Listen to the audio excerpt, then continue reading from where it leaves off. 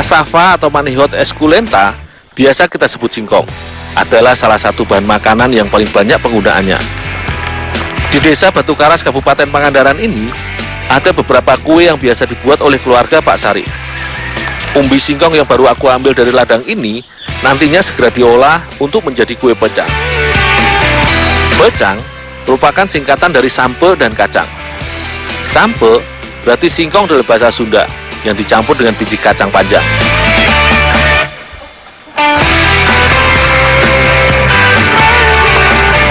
Untuk dibuat pecang, singkong kemudian dikupas hingga bersih. Singkong sangat kaya akan nutrisi yang berguna bagi tubuh. Menurut penelitian, 100 gram singkong mengandung 160 kilokalori, 1,32 gram protein, dan 2,5 gram lemak.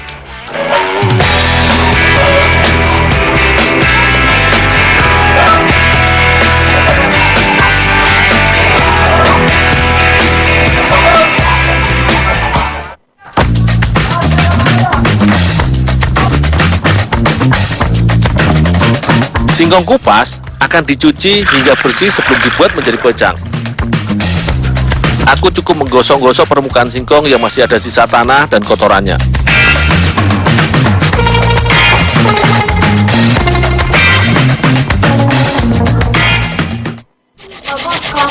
Singkong kemudian diparut hingga halus.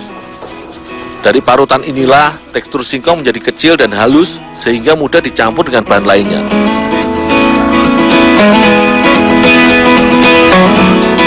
Untuk mendapatkan singkong yang kering, maka hasil parutan harus diperas terlebih dahulu.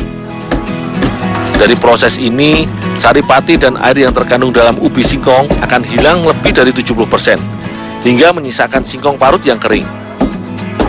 Hasil pemerasan inilah yang akan dicampurkan menjadi bahan pembuat kue pecang.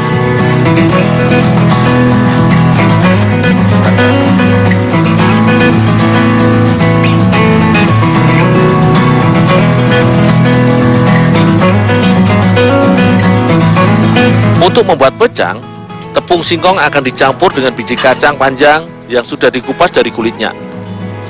Biji kacang ini didapat dari kacang yang sudah tua dan kering. Kelapa parut turut menjadi bahan tambahan dalam adonan kue pecang untuk menambah rasa gurih.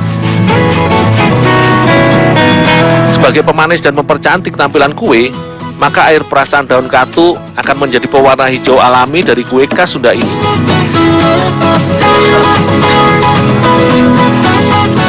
Ini kelapa sama kacang nanti dicampur ya. Oh, ya nih.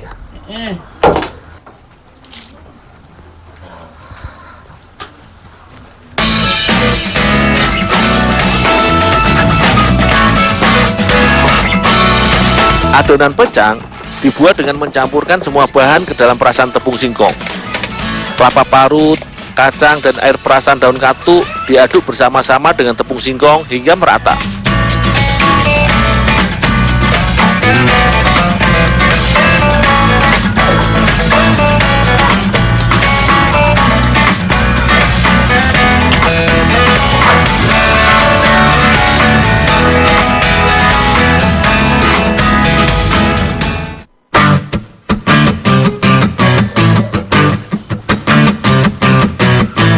Untuk mematangkannya, adonan kue pecang ini dikukus ke dalam dandang yang airnya telah mendidih.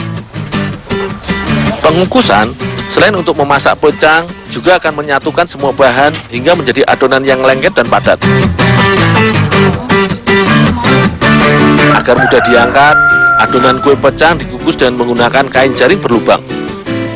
Sekitar 30 menit dikukus, adonan pecang sudah matang dan bisa diangkat. Setelah diangkat dari kukusan dan masih panas, pecang harus langsung dioleni.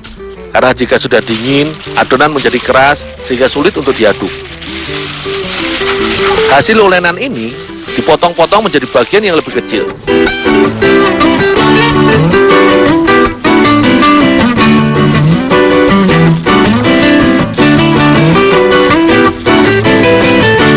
Sebagai pelengkap, irisan kue pecang ditaburi dengan parutan kelapa.